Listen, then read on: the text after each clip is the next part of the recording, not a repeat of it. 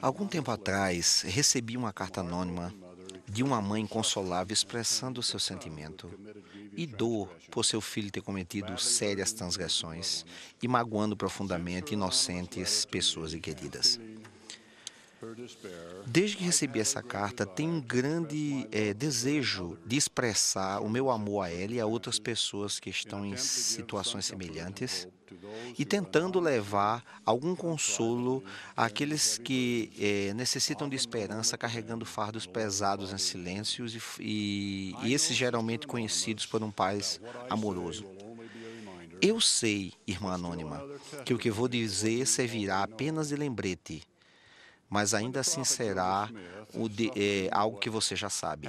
Quando o profeta José Smith, sofrendo o que teria sido um dos momentos mais negros, enquanto estava confinado na cadeia de Liberty, clamou: "Ó Deus, onde estás?" E o Senhor consolou ele com as seguintes palavras: "Sabe, meu filho, que todas essas coisas servirão de experiência e serão para o teu próprio bem." Como é difícil, como pode parecer doloroso e estranho tirar algo de bom de uma tragédia, de um sofrimento pessoal. Como pode parecer inconsistente as palavras "para teu bem." Entretanto, compreender o plano de redenção de Cristo ajudar-nos a colocar todo esse sofrimento em perspectiva. Em nosso estado pré-mortal, o Pai Celestial apresentou seu plano de imortalidade, o que a alma descreveu, plano de felicidade.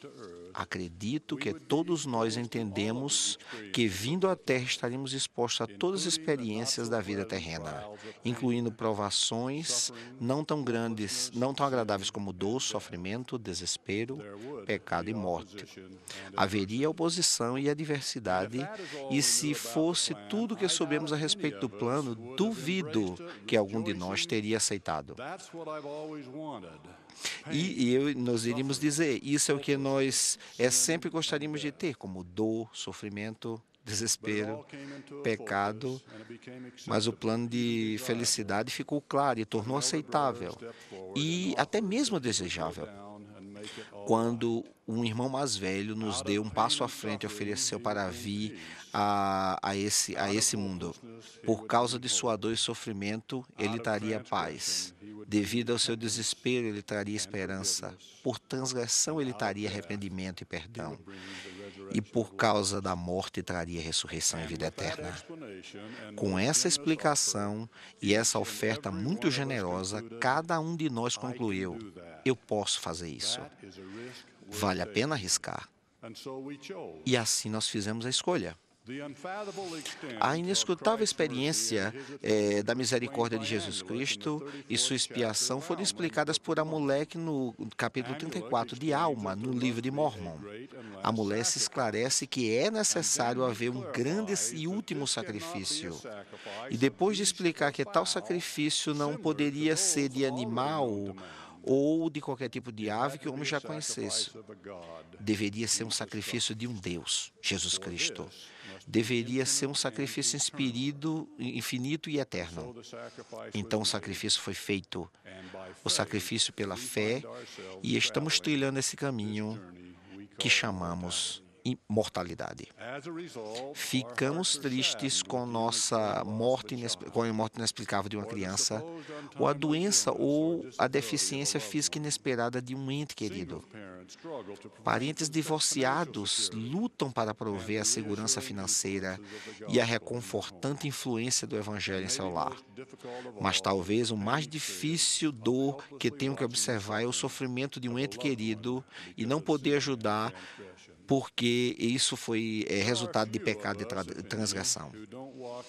Há poucas pessoas, ou seja, não haja ninguém que não caminhe sob o fogo refinador do desespero e da adversidade. Sofrimentos que às vezes os outros veem, mas que a maioria esconde e suporta em silêncio. Grande parte do pesar e da dor sofremos e nós não escolheríamos hoje, mas nós realmente escolhemos antes. Escolhemos quando vimos o plano completo. Escolhemos quando vimos em visão clara o Salvador nos resgataria. E se a nossa fé e compreensão fossem nítidas, hoje, como eram quando fizemos a escolha pela primeira vez, acredito que escolheríamos o mesmo atualmente. Assim sendo, talvez o desafio seja ter épocas difíceis, o mesmo tipo de fé que tivemos quando escolhemos pela primeira vez. O tipo de fé que transforma questionamento, até mesmo raiva, em reconhecimento, poder, bênção, esperança, e recebemos dele, que é a fonte de todo poder, bênçãos e esperança. O tipo de fé que traz o conhecimento e a garantia de tudo que experimentamos, por parte do plano do Evangelho, de que, para os justos, tudo que parece errado acaba sendo certo.